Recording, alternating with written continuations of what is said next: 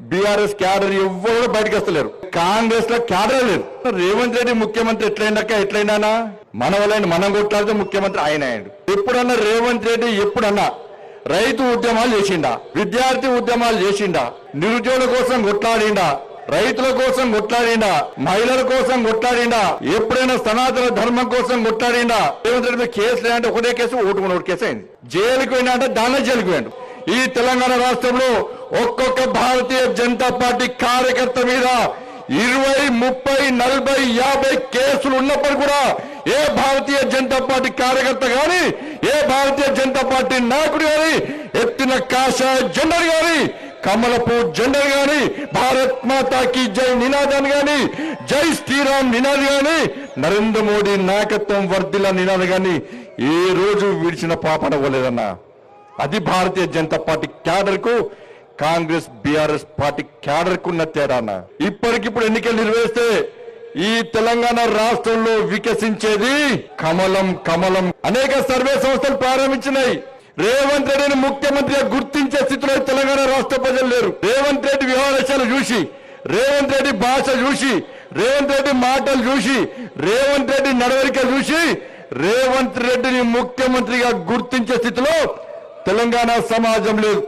ఇలా ఇచ్చిన 6 గ్యారెంటీలు 420 హామీలన్నీ మొత్తం సర్వనాశనం చేశారు. ఉచిత బస్సు అంటున్నారు, 200 యూనిట్ల కరెంట్ అంటున్నారు, ఉచిత గ్యాస్ అంటే గ్యాస్ ఎవరికి ఇచ్చారు, రేషన్ కార్డులకి గ్యాస్ ఇచ్చారు, ఆర్టీసీ బస్సు అంటే బస్సులు మొత్తం బంద్ చేశారు. ఈ వేదిక సాక్షిగా మేము అడిగే ప్రశ్నలకు మీరు సమాధానం చెప్పండి. మీలో కొన్ని నియతుంటే, నిజాయితీ ఉంటే మీరు మీ సోనియా గాంధీ మీద ఒట్టు పెట్టారు, సోనియా గాంధీ సంతకంతో లెటర్ రాశారు, ఈ దేవుడి మీద ఒట్టు, ఖురాన్ మీద ఒట్టు పెట్టారు, బైబుల్ మీద ఒట్టు పెట్టారు, భగవద్గీత మీద ఒట్టు పెట్టారు. చలో రైతుల విషయంలో రైతులను మోసం చేసింది వాస్తవం కాదా? రేవంత్ రెడ్డి సర్కార్ చెప్పాలి. 15,000 రూపాయలు రైతు భరోసా ఇస్తున్నారు.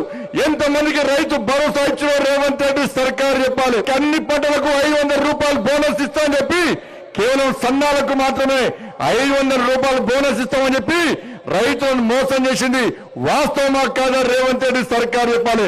తరుగు తాలు తేమ లేకుండా పండించిన ప్రతి పంట గింజ కొంటామన్నారు. తరుగు పేరుతోని, తాలు పేరుతోని రైతులను ఏ విధంగా మోసం చేస్తున్నారో రేవంత్ రెడ్డి సర్కార్ చెప్పాలి. అచ్చొచ్చిన ఆంబొత్తులుగా తెలంగాణ రాష్ట్రం దోచుకుంటే దొంగలు మీ కాంగ్రెస్లు. Sankranti deadline Revanth Reddy. సంక్రాంతి తర్వాత ఏ ఒక్క కాంగ్రెస్ పార్టీ నాయకుని రోడ్ల మీద తిరగడం, ప్రతి గల్లీలో పరిశీలిస్తాం, ప్రతి వీధిలో పరిశీలిస్తాం, ప్రతి గ్రామంలో పరిశీలిస్తాం, ప్రతి మండలంలో పరిశీలిస్తాం. రైతులకు ఇచ్చిన హామీలను నెరవేర్చాల్సిన బాధ్యత నీది.